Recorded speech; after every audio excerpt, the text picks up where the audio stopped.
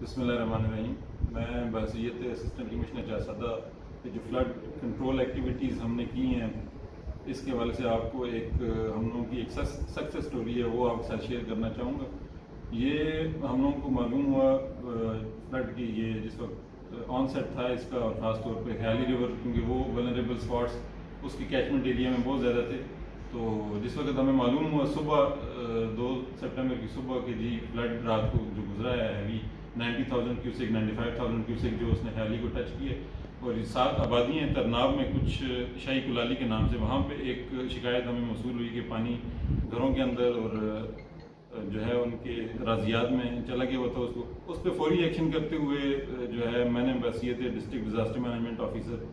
Deputy commissioner साहब ने, additional deputy commissioner साहब ने खुद विज़िट किया, इरिगेशन की टीम वहाँ पे हमने बुलाई इंस्टेंटली, फिर रेस्क्यू 1122 की हमारे साथ जो है थ्रू आउट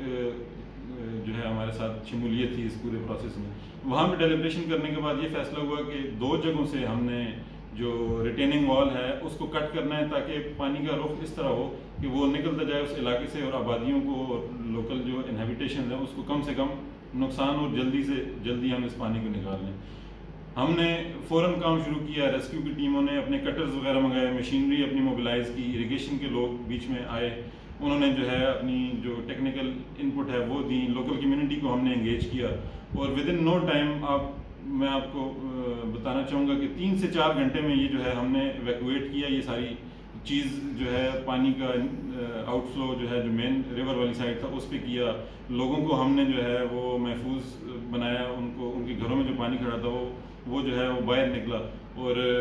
इंशाल्लाह आगे भी आप देखेंगे कि हम यही एक्टिविटीज़ इसी तरह इसी जोश व जज्बे से आगे इंशाल्लाह जारी रखते रहेंगे। Thank you very much.